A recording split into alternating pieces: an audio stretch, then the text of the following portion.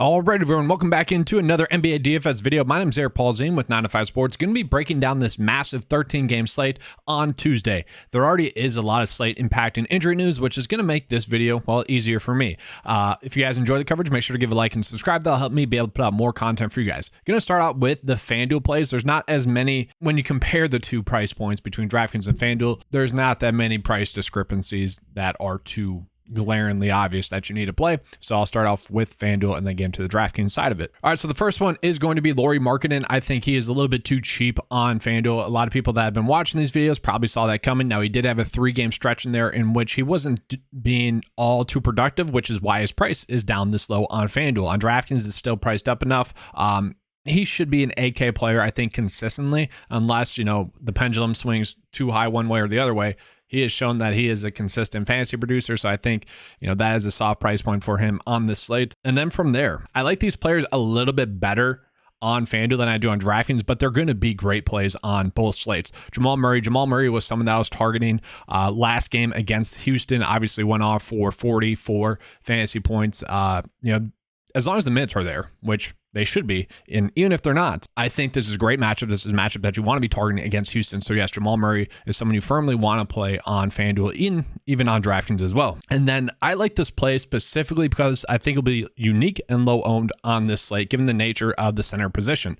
Nick Claxton should be someone that steps into a little bit more of a minutes bump with Ben Simmons off the court. Okay, Ben Simmons has been ruled out. It wouldn't be shocking to see Nick Claxton get around 35 minutes as long as the game stays close, and then it wouldn't be shocking to see him get 40 FanDuel points. So I think it's a good way to get unique on the slate, and also he should be a strong price point play. So now getting into the DraftKings side of it, all right? This first play is a play that I don't love as much as I would like to, and I could have easily just put Jamal Murray in there, but since I gave him to you guys for FanDuel, I decided to do someone else, Evan Mobley. So with Kevin Love out and with Jared Allen out, Evan Mobley should be locked into kind of a consistent fantasy producer role. We've seen the last 2 games, he went for over 40 DK points. I am kind of expecting that. Now, yes, this matchup with Philly is going to be a tough one, and you never know, he could get into foul trouble going against Joel Embiid, but still, Evan Mobley at 7.1 does seem like a play in which could easily get us 40 DK points, and that's a play that I'll be taking. And I do love the fact that we can play him at power forward or center. That does open up a lot because there are some really good center plays on this slate. So one of those good center plays is going to be Rudy Gobert. I think he's priced up a little bit too much on FanDuel, but with Karl Anthony Towns out, it should be Rudy Gobert stepping up into a much better role. Okay, the issue with Rudy Gobert is that the last 2 games hasn't really been productive. Okay, we need him to get a double-double. Okay, but the thing with it is, obviously with Towns off the court, he is the one player that gets the biggest minutes bump. Usage is not that good. It's only 11% with Towns off the court. I kind of expect that to change, but his per 36 DK average is 33 fantasy points, which you would expect both those numbers to go up in this situation, but at the very least, that should be a very strong floor at 6.8. That is a cheap price point for him. And then from there, we're going to stick with the Minnesota Timberwolves, and it's really going to be trying to figure out which Timberwolves player to be on, because as it sits right now, Naz Reid could certainly get 20 minutes and be a productive fantasy producer in that stretch. We have seen him get an increase in minutes with Karl Anthony Towns off the court. That just makes a lot of sense. But I kind of think it's going to be Kyle Anderson just being a very strong price point play, priced at 3.8. If I were to pull up my cheat sheet, he'd be the highest projected value on the slate at about 7x, and that's because he's projected to get right around 30 minutes or so. Even if he kind of gets a small bump in minutes, he still should be able to hit value at this price point, still should be able to hit around 20 DK points. So he's a player that I'm going to be going out of my way to play. And then from there, probably the 2 obvious plays on the slate, and it's just kind of trying to prioritize which one you want to be on the most.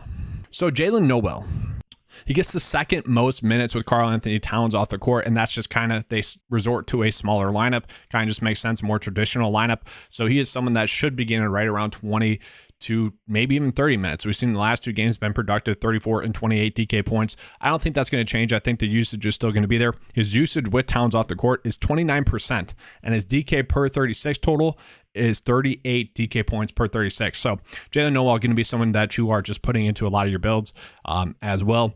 And then the last play, probably an easy play, probably the most easy to spot play is going to be Zach Collins. Okay, Zach Collins going against the OKC Thunder. If you guys have watched these videos this whole season, you know I've been targeting the OKC Thunder this whole season because, well, it's been profitable. And this is going to be the third best matchup on the slate. And with Jakob Poeltl out, Zach Collins should step into that starting center role. Now, maybe we get Charles Bassey starting. If that happens, then you're just playing him. But right now, I would imagine that Zach Collins is going to start. And if he gets right around 28 to, let's just say 28 minutes, I do see him being able to hit 30 DK points with the upside to go for much more than that, given the fact that he does have the third best matchup on the slate. So he is someone I'm firmly going out of my way to play.